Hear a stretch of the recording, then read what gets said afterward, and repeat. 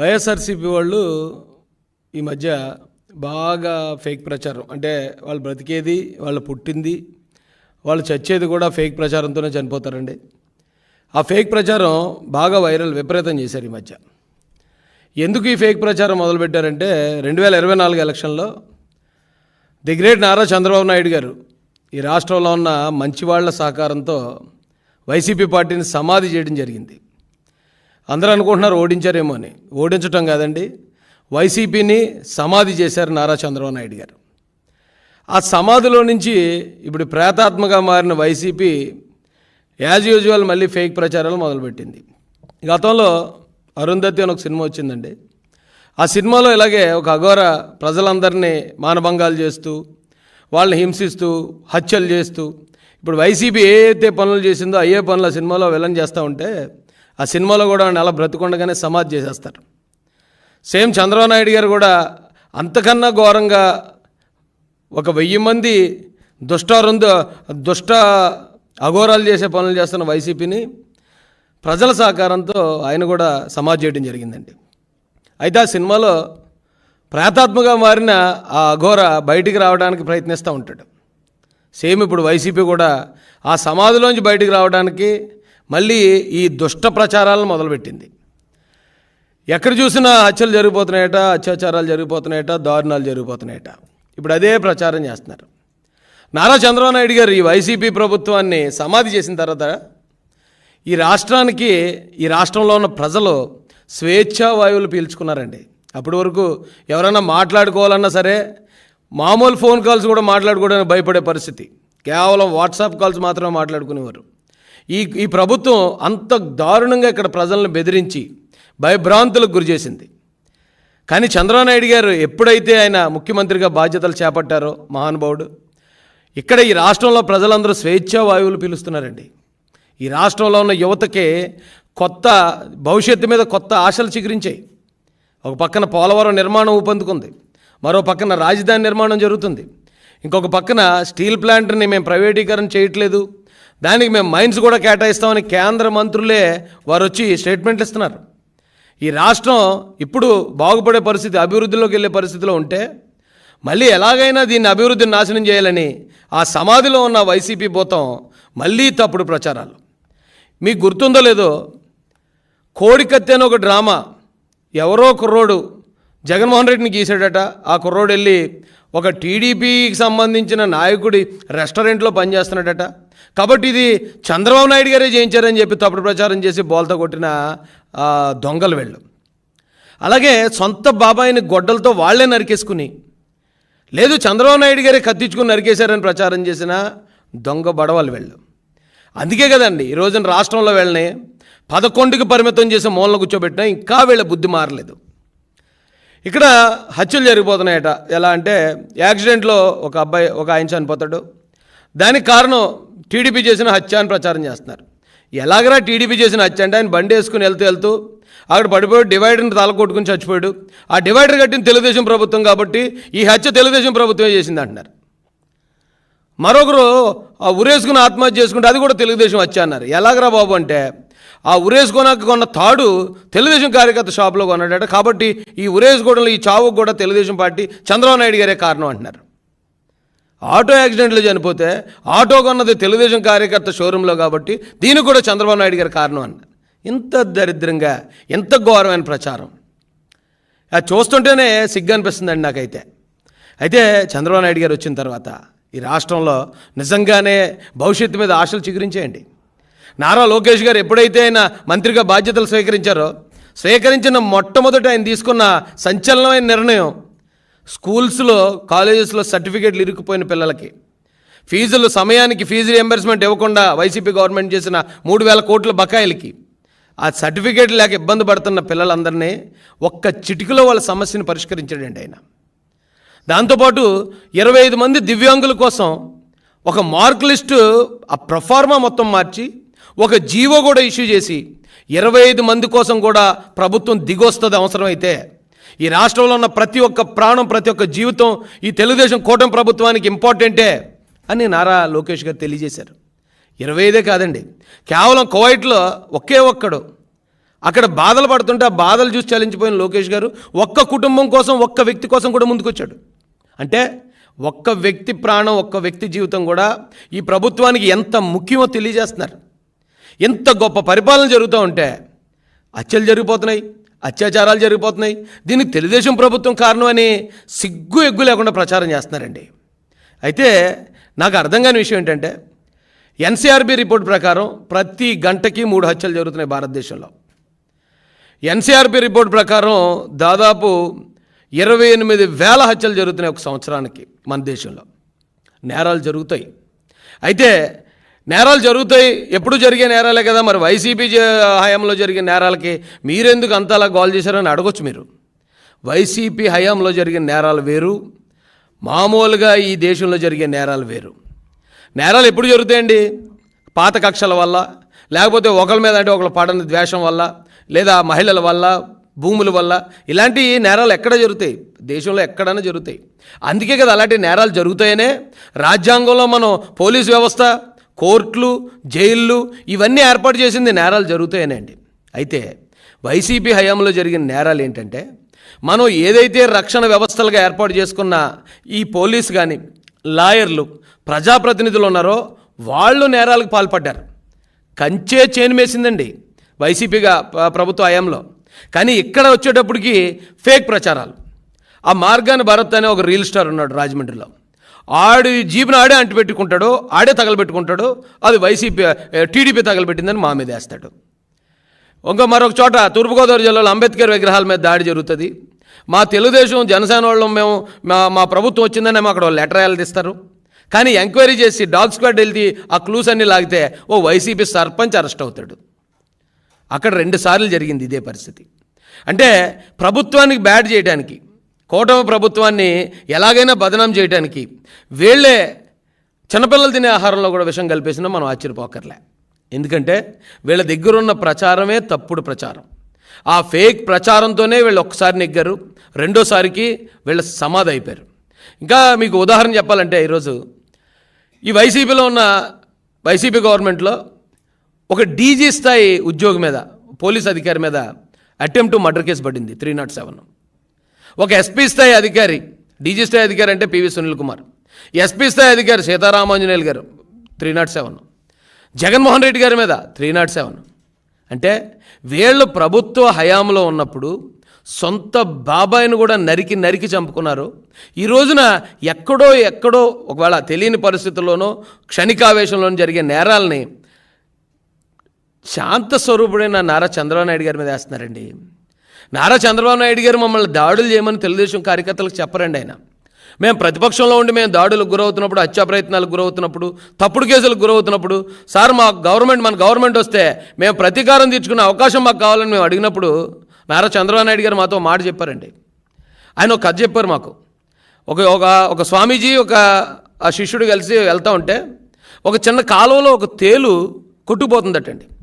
కొట్టుకుపోతుంటే దాన్ని చూసిన స్వామీజీ ఇమీడియట్గా ఆ తేలు ప్రాణాన్ని కాపాడడానికి ఆ తేలుని పట్టుకున్నాడు చేత్తో.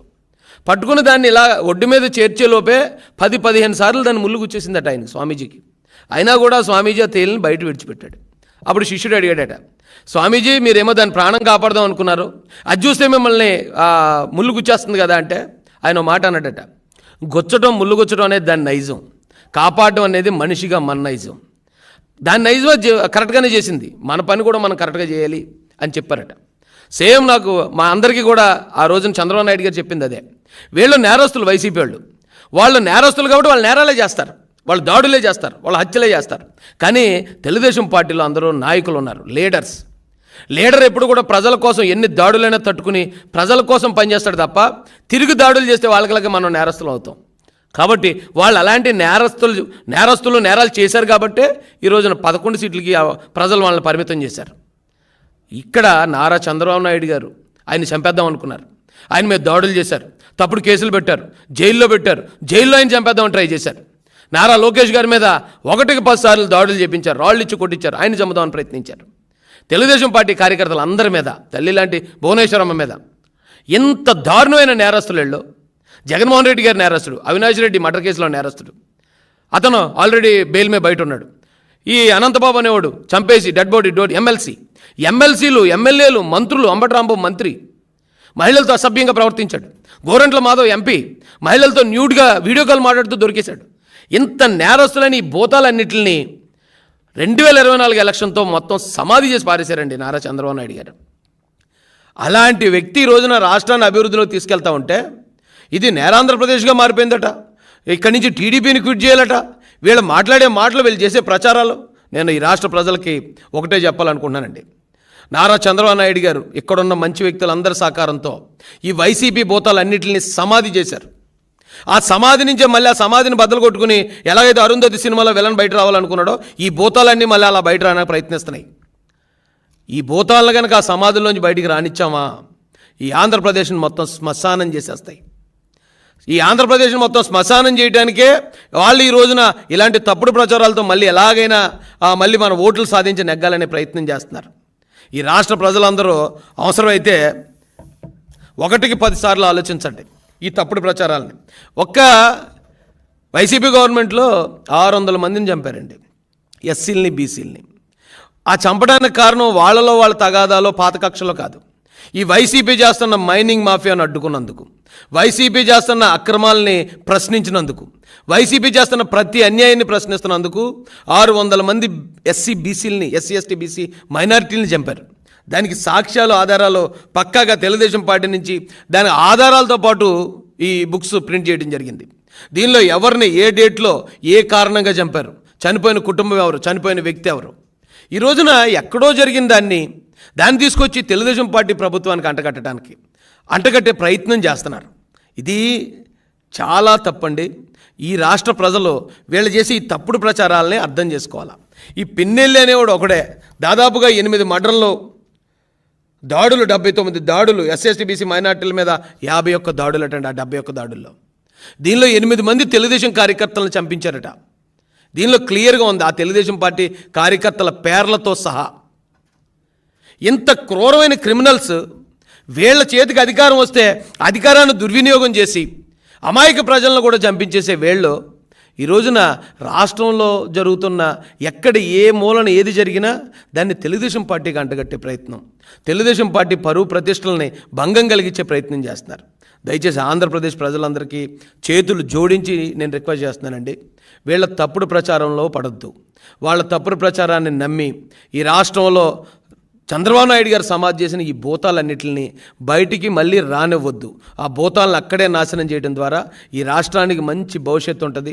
చంద్రబాబు నాయుడు గారు, లోకేష్ గారు వాళ్ళు నిరంతరం అభివృద్ధి వైపు వాళ్ళ పైన సాగిస్తున్నారు తప్ప ఎక్కడ కక్ష సాధింపులకి లేకపోతే ప్రతీకార దాడులకి వాళ్ళు ప్రోత్సహించట్లే. అలా ప్రోత్సహించేలా ఉంటే ఇదే తెలుగుదేశం పార్టీ మీద దాడి చేసిన ఏ ఒక్కడు ఈ రోజున ప్రాణాలతో భూమి మీద ఉండడు.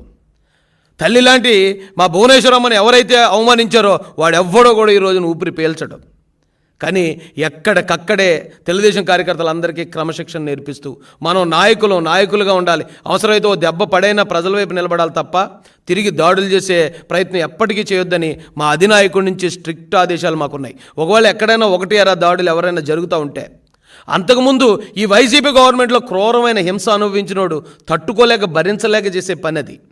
దాన్ని తీసుకొచ్చి తెలుగుదేశం పార్టీకి నారా చంద్రబాబు నాయుడు గారికి అంటగట్టే ప్రయత్నాన్ని ఇప్పటికన్నా ఆ సిగ్గులేని ఆ భూతాలు తెలుసుకోవాలని, వాళ్ళకి ఎంత చెప్పినా వాళ్ళకి ఎలాగ సిగ్గు ఉండదు కాబట్టి వాళ్ళు తెలుసుకునే ప్రయత్నం చేయరు కాబట్టి ప్రజలే దీన్ని అర్థం చేసుకోవాల్సిందిగా వీళ్ళ తప్పుడు ప్రచారాల నుంచి ఈ రాష్ట్రాన్ని కాపాడి మన రాష్ట్రాన్ని మన భావి భారత పౌరుల భవిష్యత్తును కాపాడుకోవాల్సిన అవసరం కూడా మనకే ఉందని తెలియజేస్తూ పత్రికా స్నేహితులందరికీ కూడా హృదయపూర్వకంగా ధన్యవాదాలు తెలియజేస్తూ నేను ముగిస్తున్నాను.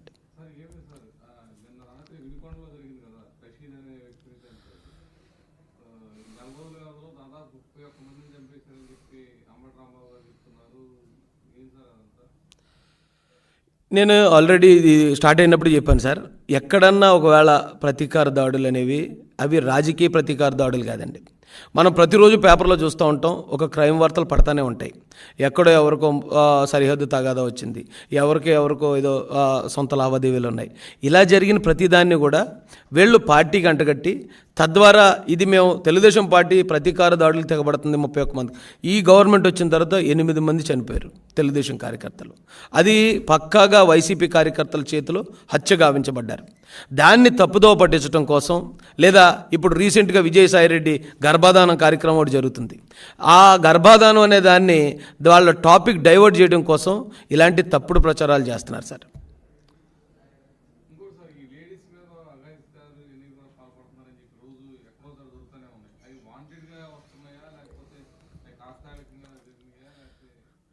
సార్, ఇప్పుడు ఎన్సీఆర్బీ రిపోర్ట్ ప్రకారం ప్రతి నిమిషానికి, ప్రతి 3 నిమిషాలకు ఒక మానభంగం జరుగుతుంది భారతదేశంలో. వాటిని కట్టడి చేయడం కోసమే మనకి పోలీస్ వ్యవస్థను ఏర్పాటు చేసుకున్నాం, కోర్టులు, జైళ్ళు ఇవన్నీ ఉన్నాయి. కానీ ఒక నేరం జరుగుతుందని ముందుగా ఊహించి దాన్ని ఆపే మెకానిజం ఇప్పటి వరకు భారతదేశంలో కాదని ప్రపంచంలో ఎక్కడా లేదు. ఈ భారతదేశంలో అన్ని చోట్ల జరిగేవే. మీకు ఉదాహరణ చెప్తాను. 2020, 21, 22కి ఎన్సీఆర్బీ రిలీజ్ చేసిన రికార్డ్స్ ప్రకారం 2021కి 1018 మంది మహిళల మీద అఘాయిత్యాలు జరిగాయి ఆంధ్రప్రదేశ్లో. 21, 22కి 1188 అఘాయిత్యాలు జరిగాయి ఆంధ్రప్రదేశ్లో. కానీ జగన్మోహన్ రెడ్డి అతని పార్టీ, అతని నాయకులు, అతని పోలీసులను ఉపయోగించుకుని చేసే నేరాలనే మేము ఎప్పుడు పాయింట్అవుట్ చేసాం తప్ప ఎక్కడో జరిగే కామన్ నేరాలని మేము ఎప్పుడు కూడా జగన్మోహన్ రెడ్డికి ఆపాదించలేదు. ఆ కామన్ నేరాలు ఏమైతే ఉన్నాయో వాటికి ఇమీడియట్గా ఇప్పుడు తెలుగుదేశం కూటమి ప్రభుత్వంలో తక్షణ చర్యలు తీసుకుంటున్నారండి. ఎక్కడైనా వాడు నేరానికి పాల్పడ్డాడు, ఇమీడియట్గా అతన్ని అరెస్ట్ చేయడం జరుగుతుంది. అతన్ని 307 అయితే 307, 302 అయితే 302, రేప్ కేసు అయితే రేప్ కేసు వెంటనే పెట్టి అతన్ని రిమాండ్ చేయడం జరుగుతుంది. కానీ వైసీపీ హయాంలో ఒక దళితుడికి శిరోమండం చేయించాడు జక్కంపూడి రాజు అనే వ్యక్తి పోలీస్ స్టేషన్లో పెట్టి. రాష్ట్రపతి దగ్గర నుంచి లేఖ వచ్చినా సరే అతన్ని అరెస్ట్ చేయలేదు. ఈ అవినాష్ రెడ్డి అనే వ్యక్తి అతను నేరం చేశాడు, మర్డర్ చేశాడని సిబిఐ కన్ఫర్మ్ చేసిన తర్వాత కూడా జగన్మోహన్ రెడ్డి అతను నాకు ఇంకొక కన్ను అని చెప్పి వెనకేసుకొచ్చాడు. ఈ పిన్నెల్లి రామకృష్ణారెడ్డి ఎవరైతే ఉన్నాడో 8 మర్డర్లు వీళ్ళ అనుచరులు చేస్తే పిన్నెల్లి చాలా సౌమ్యుడు అని చెప్పుకొచ్చాడు ఎవరు జగన్మోహన్ రెడ్డి. కానీ చంద్రబాబు నాయుడు గారు అలా కాదండి. ఆయనకి సొంతోళ్ళు, బయటోళ్ళు, పగోళ్ళు అనేది ఏమి ఉండదు. చట్టపరంగా ఎవరైనా నేరం చేస్తే చట్టపరంగా వారిని శిక్షించదు. ప్రభుత్వం చేయాల్సిన పని ప్రభుత్వం తూచా తప్పకుండా చేసుకెళ్తుందండి. అయినా కూడా ఆ జరిగిన ప్రతిదానికి ఎక్కడో ఇప్పుడు ముగ్గురు మైనర్లు కలిసి ఒక మైనర్ బాలికను రేప్ చేశారన్నారు. దానికి తెలుగుదేశం పార్టీకి ఏంటి సార్ సంబంధం? దానికి కూటమి ప్రభుత్వంకి ఏంటి సంబంధం? ఆ కుర్రోళ్ళని అడిగితే వాళ్ళు ఏమన్నారట, ఇంటర్నెట్లో మేము వీడియోలు చూసి మేము అది చేయడం జరిగిందట. పిల్లల దగ్గర ఇంటర్నెట్ అంత ఈజీగా ఎలా దొరుకుతుందండి? మన పిల్లలకు మనం ఏం సెల్ ఫోన్ ఇవ్వం. సెల్ ఫోన్ ఇస్తే వాళ్ళు ఎక్కువసేపు కూర్చుని ఎక్కడైనా మూలను కూర్చొని చూస్తూ ఉంటే మనం ఊరుకోం. వాళ్ళ దగ్గర జగన్మోహన్ రెడ్డి కేవలం కమిషన్ల కోసం కక్కుతుపడిచిన ట్యాబ్లు ఉన్నాయి. ఆ కమిషన్ల కోసం అది కక్కుతుపడిచిన ఆ ట్యాబ్లో వాళ్ళు సాఫ్ట్వేర్ మార్చి దానిలో చెడ్డ వీడియోలు చూడడం. వాళ్ళేమో ఆ ట్యాబ్ తోటి ఉంటే ఏదో స్కూల్ పని చేసుకుంటున్నారేమో అని చెప్పి తల్లిదండ్రులు అనుకుంటారు. వాళ్ళ దగ్గరికి అంటే వయసును బట్టి మనం అందించే టెక్నాలజీ కూడా ఉండాలండి. వయసుని మీరిచ్చే టెక్నాలజీ మనం విదేశాల్లో లాగా, వెస్ట్రన్ కంట్రీస్లో లాగా మనం చిన్నప్పటి నుంచి పిల్లలకి హై స్కూల్ దగ్గర నుంచి మనం సెక్స్ నాలెడ్జ్ ఇవ్వం. వాళ్ళకంటే వాళ్ళకి ఏ టైంలో ఏ టెక్నాలజీ ఇచ్చినా వాళ్ళు దాన్ని కంట్రోల్ చేసుకోగలుగుతారు. మన పిల్లలకు వచ్చేటప్పటికి మనం వయసును బట్టి ఇవ్వాలి. మనం ఒక సెల్ ఫోన్ కొనాలంటేనే డిగ్రీ చదువుకుంటే తప్ప మనం చిన్నపిల్లలకు కొనం. ఇక్కడ జరిగే ప్రతి నేరం, ఇప్పుడు జరుగుతున్న ప్రతి హత్య, ప్రతి నేరం, ప్రతి మానభంగం, దీనికి కారణం వైసీపీ పెంచి పోషించిన గంజాయి, వైసీపీ ఈ రాష్ట్రానికి దిగుమతి చేసిన డ్రగ్స్. వాళ్ళు చేసిన ఇక్కడ జరిగే ప్రతి నేరానికి పునాది వైసీపీ ప్రభుత్వంలోనే ఉంది. ఇక మళ్ళీ వాళ్ళే వచ్చి ఇక్కడ నేరాలు జరుగుతున్నాయంటే నేరాలు కట్టడి చేయడానికి, ఆ నేరం చేసిన వాడిని శిక్షించడానికి ప్రభుత్వం ఎప్పుడు ముందుంది. ఇక దానికి తెలుగుదేశం ప్రభుత్వానికి, దానికి చంద్రబాబు నాయుడు గారికి లింక్ పెడితే ఎలా సార్?